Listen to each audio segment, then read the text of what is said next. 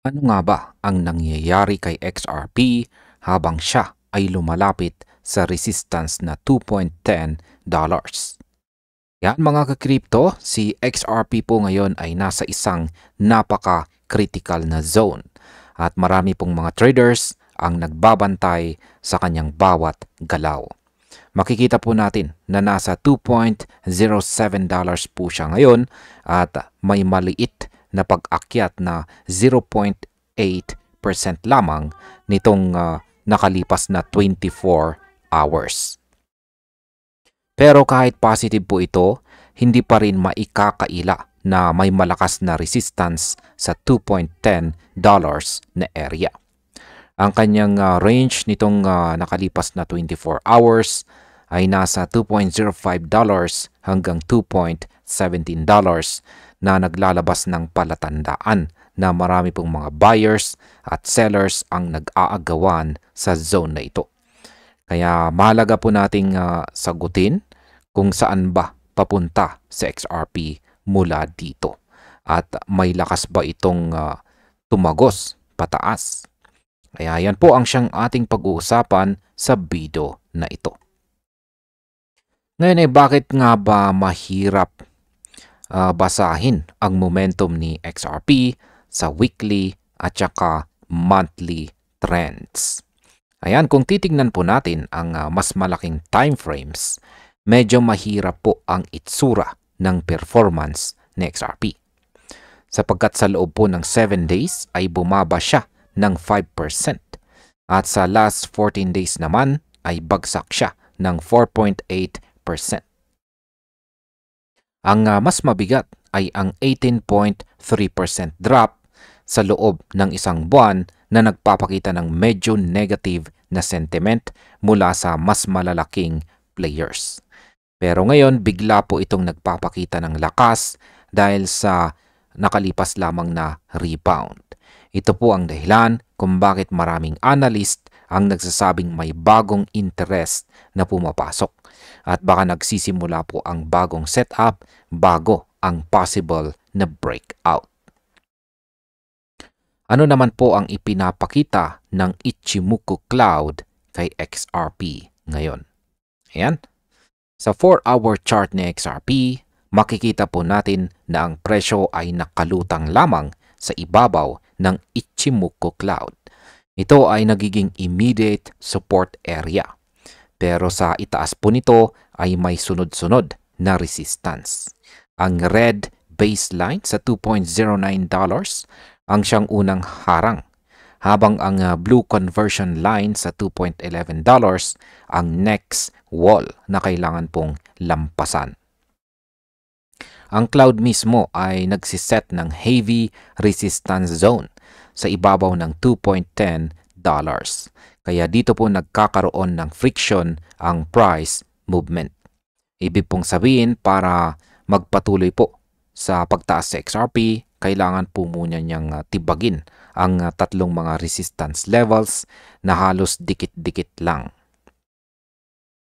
Gaano naman po kalakas ang suporta ng market kay XRP? Kung sa resistance ay may tatlong pader sa itaas, sa ibaba naman po nito ay nakikita natin ang buying support na lumalabas sa $2.04 na dollars area. Ito po ang price level kung saan maraming traders ang tumalon kagabi.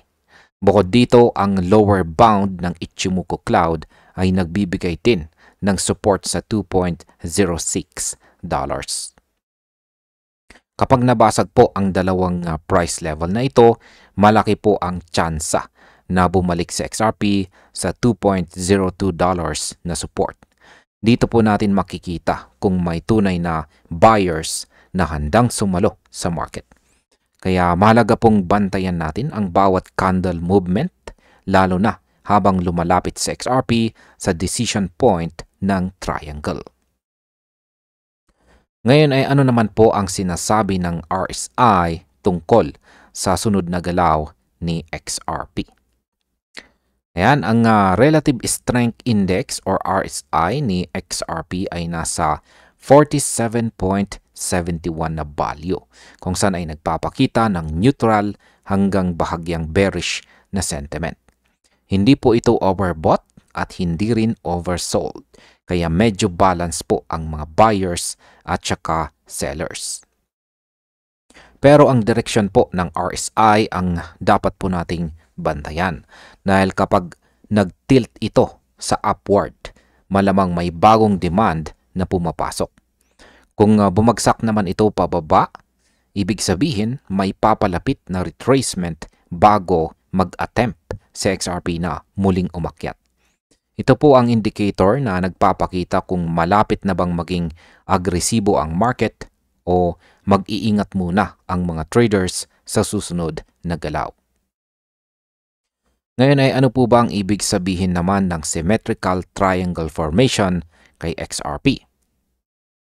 Ayon po kay Ginoong Ali Martinez na isang kilalang analyst, nasa loob ngayon ng isang symmetrical triangle sa XRP. Kapag nasa ganitong structure po ang presyo, ibig sabihin ay may consolidation na nagaganap dahil pareho lamang po ang lakas ng bulls at saka bears. Hindi po malinaw kung tataas ba o babagsak, pero malinaw na may malaking galaw na darating kapag nabasag po ang upper o lower trend line.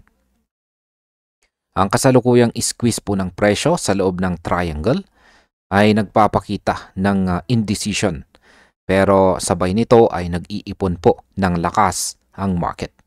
Ito po ang klase ng setup na madalas na uuwi sa malaking breakout, lalo na kapag may news o liquidity na papasok bigla.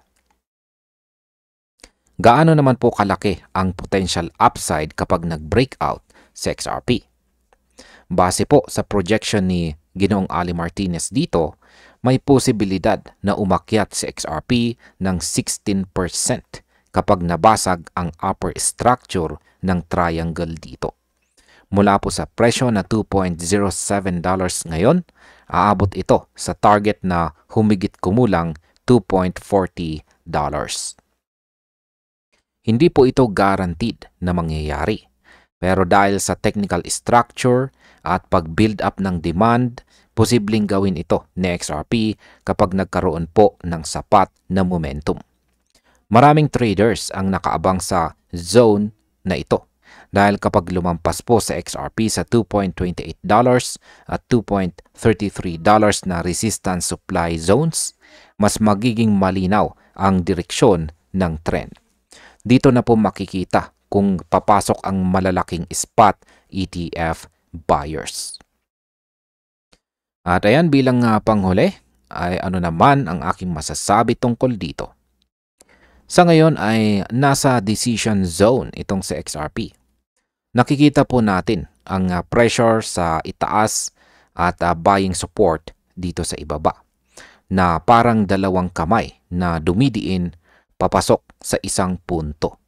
Kapag nabasag po ni XRP ang $2.10 hanggang $2.11 na resistance wall, mas mataas po ang tsansa na makuha niya ang momentum para i-retest ang $2.28.